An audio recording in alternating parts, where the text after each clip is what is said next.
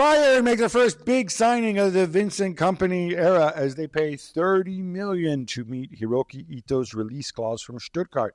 Jules, I guess they like their left-footed center backs as much as you do, but it feels like a lot for a guy who's 25 and coming from Stuttgart. Yeah, I guess so. Doesn't bring Sebastian Hernandez with him? Yeah, that was his release clause. And they paid it. He had a great season, there's no doubt. Really outstanding. One of the best centre-backs in the league. Is that enough? For example, we still haven't seen him in the Champions League, for example. You know, we've seen a bit of the same with Kim when he moved from Napoli. And then he had an underwhelming first season in Bayern. So, okay, so they now have 5 center backs, if I'm counting correctly. Yeah. We talked about De Ligt before, possibly on the market. We talked about Upamecano being horrendous. Yeah. But maybe he said that I think he will look into it after the Euros, his future. So both of them might go. Yeah, they can look, they can go, but this is the usual thing. They're on big money. Yeah, true. So we assume Kim is staying, yeah? Yeah, you think so? And your boy Eric Dyer. Of course, yeah. And not Ito, yeah. So at least one of De Ligt and Upamecano would have to stay. Ideally, you want 4. And Ito's coming in for that. They're not going to play Ito. Yeah. It's not like he's going to play left back. He's played some left back in the past. True, yeah. No, they want to attack that left back. Yeah, exactly. The swap deal between Aston Villa and Juventus rumbles closer. Weston McKennie and Samuel Ealing Jr. going one way, and Douglas Luiz, and in a surprise twist, women's team forward Alicia Lehmann going the other. Obviously, they are a couple in real life. Obviously, because everybody knows that. Everybody in our audience knows that Alicia Lehmann and Douglas Luiz. No, but that's why we mentioned them both in there. Right? That's why we mentioned them both in there. Yes, of course. All I'm saying, it's not like, Zach and Julie Ertz situation. No, right? True.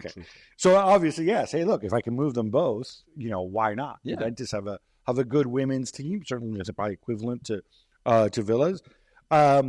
It's funny because this is an accounting deal, so which doesn't make it a bad deal for both clubs. Not like a Pjanic Arthur deal, right? No. This is going to be one where I think the fee is going to make a lot of sense, and this is because these are all players who have what you might call a very low residual value on their books, right? Douglas Luiz's, I worked this out. It's about $2 million because he's been there a long time, and it wasn't a big fee. Weston McKennie's about $5.5 million. These are euros. And Ealing Jr., I think, is a couple $100,000 because they all cost almost nothing when he got from Chelsea. Yeah. So if you can but a $60 million valuation for Douglas Luiz is not 60 million euros again. Yeah, it's perfectly reasonable, right? That's his market. It's not bad. Yeah. So if you do that, then you've made 58 million off of Douglas Luiz, which more than pays for what you're going to pay for presumably a 4-year contract for McKennie and Ealing Jr. And the same works in reverse the other way. It's the magic of amortization. Yes, and this is how you can fix the books PSR-wise. Aren't you surprised there's not more deals like that? I mean, they're not easy to make because you're right. You need to find the right balance of it, that everybody is keen and interested. And look, I think from the player's perspective too, Douglas Luiz, I'm guessing he probably wanted too much to extend his contract. And for McKennie, in McKennie's case, obviously he had a year left. They offered him a pay cut. And Ealing Jr. is, is a young English player coming home, so makes sense. Yeah. Roberto Zerbi is reportedly on his way to Marseille, Jules. Yeah. How excited are you? More so than Raymond Domenech. Yeah, Domenech, not a fan, but I mean, again, who's listening to him on Domenech? What did he say? He said he can't go to Marseille. His level is Brighton and Rennes. Yeah, which. Sorry, what? Who gives this guy a microphone? I don't know. That's all he has to do now because they even got rid of him. He was the head of the kind of managers union in France, and they got rid of him of that as well. He belongs in a zoo. Yeah, I know. But for Marseille, it's incredible. I think it's an amazing coup because they were going for Sergio Conceição, who's a great coach. There's no doubt. Very different to De Zerbi. Never thought that they could get De Zerbi. It's like you are at a party, right? And there's this amazing, stunning girl there. And you think, oh, my God, I would love to ask her out. But you think, she's out of my league, really. So you go for the mate who's not as good looking. And, this is probably going to work. And then that girl said, hey, actually, I like you, Marseille. And that's Roberto De Zerbi. And you go, oh, my word. So they had to find an agreement with him. And to be fair, he lowered his wages expectations and demands. Then Brighton They had to pay them off as well because obviously we're still under contract, even after parting ways. And they also found an agreement. Well done. I can't wait to see the Zerbi in Ligue 1. This is going to be a lot of fun. Great. Uncle George must be a little bit annoyed, though. Yeah, he is. Unless he's got something else for Cancelo, maybe. I don't know. We'll see what that is. Paris Saint-Germain, meanwhile, have a new keeper to annoy my boy Gigio Donnarumma. It's Matvey Safonov from Kuban Krasnodar in Russia with a reported fee of 20 million. Just before I told you about Safonov, I've got one for you, Gabby, as well. Because talking about Marseille and coaches, past and present and future, etc., Rino Gattuso, he's on his way, to Ajax Split. This is a bit of a weird one, no? What's Uncle George again? Yeah. Ajax Split must be a friend club again. I don't know. They must be. It's funny. He's sort of Rino Gattuso's like, kind of like when you flush the toilet and the stuff goes round and round and goes lower. It sort of feels that way. Like he's trying to say this with the greatest of respect. He was the Milan manager at one point. Yeah. It's like Valencia. Napoli. And Napoli too, and whatever. This Uncle George thing, I don't know how well it's working out for him, but look, I joke. But I mean, great pass, but they were third last year. Yeah. I'm sure Slaven Bilic wished him well, but I know it's going to be tough. I agree.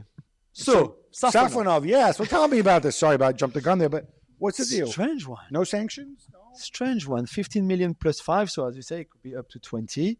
Very similar profile to Donnarumma, for example. So very similar age. Yeah. If you told me, like, for example, they signed this great keeper for his distribution and with the ball at his feet, I would have said, okay, I can see why maybe. But now it's very similar. And also, apparently, he's got an issue with his ex-wife and the custody of their child.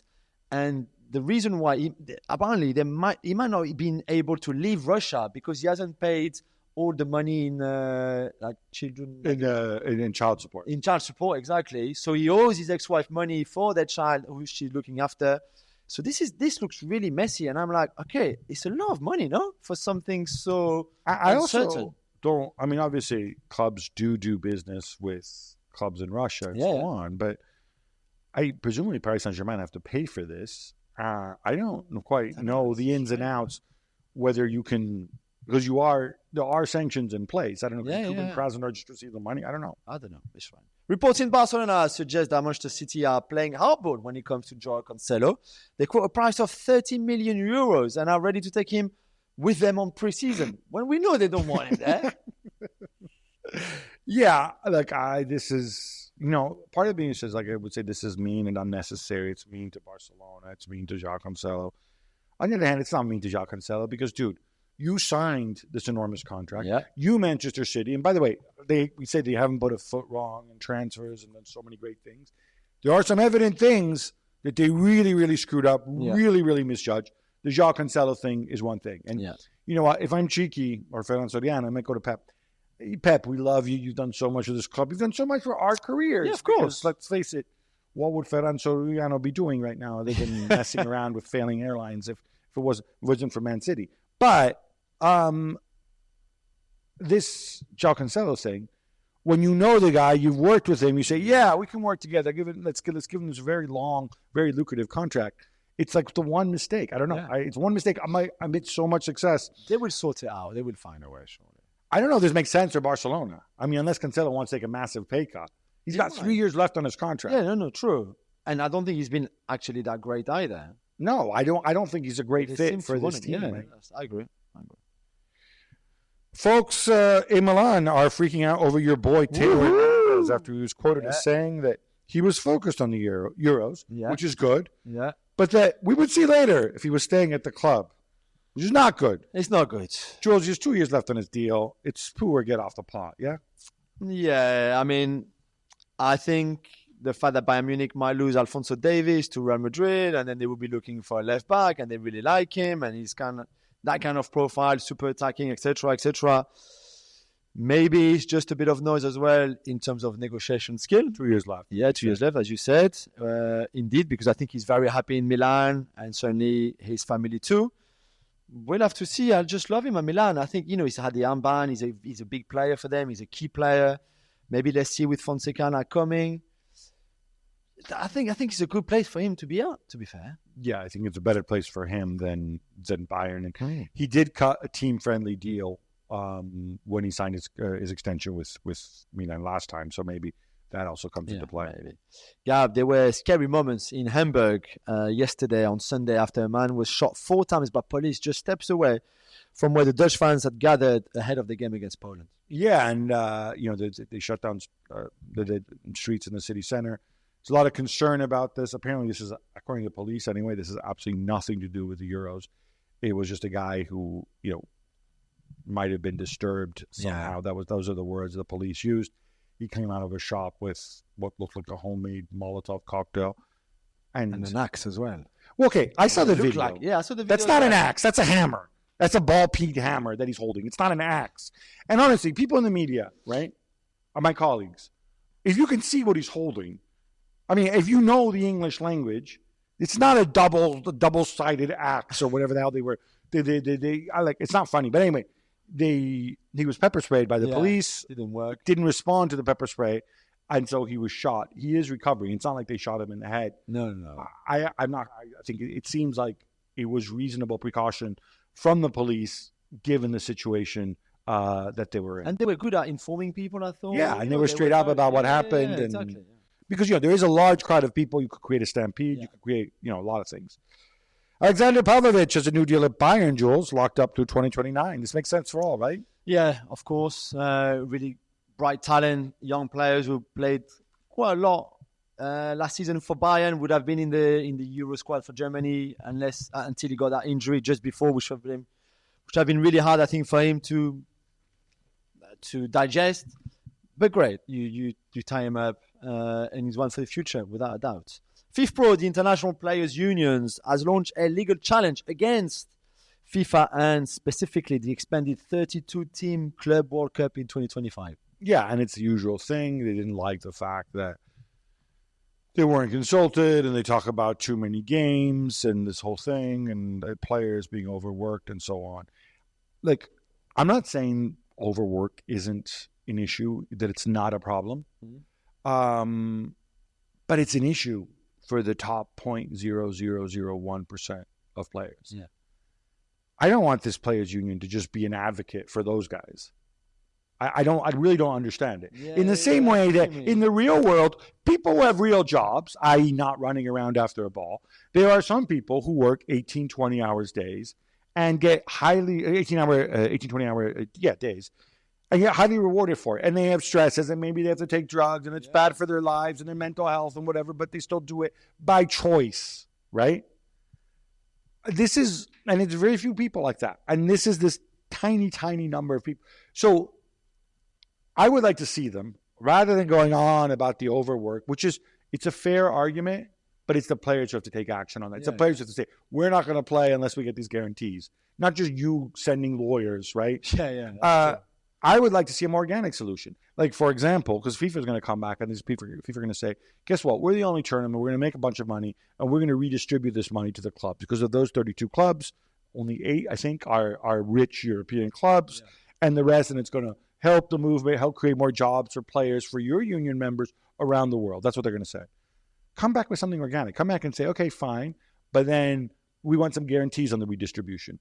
We want to know how much money. We want to monitor how you're going to give this money out in the rest of the world to create more jobs and develop the game.